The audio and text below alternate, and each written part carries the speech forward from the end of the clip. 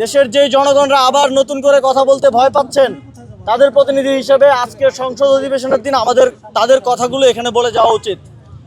এবং সেজন্যই আজকে আমরা এখানে খুব ছোট পরিসরে আমরা এখানে দাঁড়িয়েছি এবং সংসদ অধিবেশন চলাকালে আমরা এখানে দাঁড়িয়ে থাকতে চাই। আমরা সংসদে যারা জনগণের ভোটে, জনগণের সমর্থন নিয়ে যারা সংসদ সদস্য হিসেবে আজকে অধিবেশনে অংশগ্রহণ করেছেন, তাদেরকে তাদের দায়িত্বটা আজকে আমরা স্মরণ করে দিতে এখানে এসেছি। সেই দায়িত্ব হিসেবে আমরা মনে করি তিনটি অত্যন্ত গুরুত্বপূর্ণ বিষয় আজকে আমরা এখানে দাবি হিসেবে উপস্থাপন করেছি। একটা হচ্ছে সংবিধান সংস্কার সভার পরিষদের শপথ গ্রহণ করে জুলাই সনদ অনুযায়ী গণভোটে জনরায়ের অনুযায়ী সংস্কার বাস্তবায়ন করতে হবে। এবং আমাদের দ্বিতীয় দাবি হচ্ছে, আপনারা জানেন যে জুলাই গণঅভ্যুত্থানে আমাদের প্রায় 1400 সহযোদ্ধা শহীদ হয়েছেন, প্রায় 30 সহস্রাধিক সহযোদ্ধা আহত হয়েছেন, কেউ হাত হারিয়েছেন, পা হারিয়েছেন। তাদের পরিবার এবং তারা অত্যন্ত দুর্বিষহ জীবনযাপন করছেন বিগত 1.5 বছর ধরে। আমরা চাই অতি দ্রুত সময়ের মধ্যে এই শহীদ এবং আহত করার পেছনে যারা দায়ী তাদের বিচার বাস্তবায়ন করতে হবে। আমরা এই 5ই আগস্টের পরে এবং এই নির্বাচনের পরে দেখেছি যে বিভিন্ন স্থানে চিহ্নিত ফ্যাসিবাদীদেরকে জামিন দেওয়া হচ্ছে। RICL TMX, যুগের পর যুগ স্থাপনা থাকে মজবুত। আমরা দেখেছি যে আমাদের যে আইসিটি ট্রাইব্যুনালের যেই বিচার কার্যক্রম, সেটার প্রতি জনগণের এক ধরনের আস্থার সংকট তৈরি করা হয়েছে। আমরা এই বিষয়গুলোতে আবারও শহীদ পরিবারদের এবং শহীদদের প্রতি ইনসাফ কায়েম করার জন্য এই বিষয়গুলোতে সরকার যেন সদিচ্ছা প্রকাশ করে এবং যারা সংসদে আমাদের প্রতিনিধিরা আছেন তারা যেন সোচ্চার থাকেন, সেই দাবি এখান থেকে জানাচ্ছি। আমাদের আরেকটি দাবি আছে। আমরা জুলাই গণঅভ্যুত্থানের পর থেকেই আমরা আমাদের এক দফা দাবিতেই বলেছিলাম যে শেখ হাসিনার পতন এবং ফ্যাসিবাদী ব্যবস্থার বিলোপ, কিন্তু সেই ব্যবস্থার বিলোপ আমরা নানা সময়ে নানা বাস্তবতার কারণে সম্পূর্ণরূপে করে উঠতে পারি নাই। এবং আমরা দেখেছি যে 5ই আগস্টের পর থেকেই ফ্যাসিবাদী ব্যবস্থার যেই শেখ হাসিনার যেই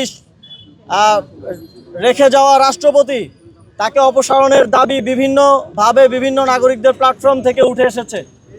সে সময় আপনারা সংবিধানের দোহাই দিয়ে নানা ধরনের সংকট এবং অস্থিতিশীলতার কথা বলে তাকে অপসারণ করতে দেন নাই।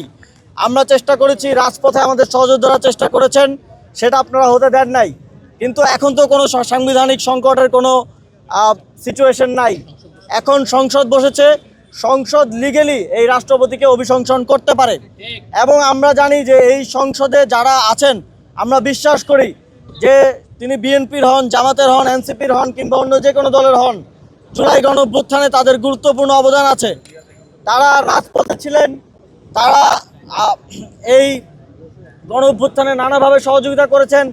যারা সংসদে আছেন তাদের অনেকেই শেখ হাসিনার ফ্যাসিবাদী সরকারের নির্যাতন জুলুমের শিকার হয়ে কারাগারে ছিলেন, অনেকেই নির্বাসনে ছিলেন, দেশের বাইরে ছিলেন।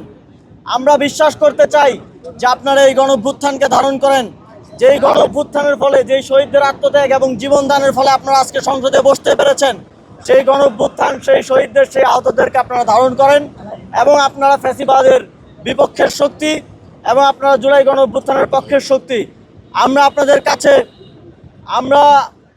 আপনারা যদি আপনাদের ভোটারদের কাছে, আপনাদের কনস্টিটুয়েন্সিতে যারা আপনাদেরকে ভোট দিয়ে জয়ী করেছেন, তাদের কাছে মুখ দেখাতে চান, আবার এলাকায় ফিরে গিয়ে তাদের সামনে বুক ফুলিয়ে মাথা উঁচু করে কথা বলতে চান, তাহলে অবশ্যই ফ্যাসিবাদের সর্বশেষ যেই চিহ্ন এবং সর্বশেষ যেই প্রতীক এই রাষ্ট্রপতি চুপ্পু এখানে আছে, তাকে আপনাদেরকে অপসারণ করতে হবে। এবং তার বক্তব্যের সময় আমরা দেখতে চাই, বিটিভিতে লাইভ প্রচার হচ্ছে সংসদ অধিবেশন, আমরা দেখতে চাই যে তার বক্তব্যের সময় কারা কারা সেখানে থাকেন এবং রাষ্ট্রপতির বক্তব্য শোনেন। আমরা এখান থেকেই বাংলাদেশ আজকে দুটি ভাগে বিভক্ত হবে, একটি হচ্ছে ফ্যাসিবাদের পক্ষে, আরেকটি হচ্ছে ফ্যাসিবাদের বিপক্ষে। আমরা দেখতে চাই যারা ফ্যাসিবাদের বিপক্ষের শক্তি এই সংসদে আছেন, তারা যেন এই রাষ্ট্রপতিকে বক্তব্য দেওয়ার সুযোগ না দেন, রাষ্ট্রপতিকে বক্তব্য দেওয়ার ক্ষেত্রে বাধা সৃষ্টি করেন এবং তার অভিশংসনের জন্য দাবি তোলেন। আমরা আপনাদের মাধ্যমে দেশবাসীর কাছে এটা পৌঁছে দিতে চাই যে আমরা আজকের এই দিনে রাজনৈতিকভাবে এই দেশের জনগণের প্রতিনিধি হিসেবে আজকে তাদের কথাগুলো এখানে বললাম এবং আমরা সংসদ অধিবেশন শেষ হওয়া পর্যন্ত এখানে অবস্থান করব এবং অপেক্ষা করব। আমরা আহ্বান জানাবো আরও যারা আসতে চান আমাদের সাথে যুক্ত হতে চান আপনারা আসতে পারেন। আমরা দেখতে চাই আজকে সংসদে কারা এই দেশের পক্ষে অবস্থান নেন, কারা ফ্যাসিবাদের বিপক্ষে অবস্থান নেন, কারা জুলাই গণঅভ্যুত্থানের পক্ষে অবস্থান নেন, কারা শেখ হাসিনার বিপক্ষে অবস্থান নেন। এটা আজকে স্পষ্ট হয়ে যাবে।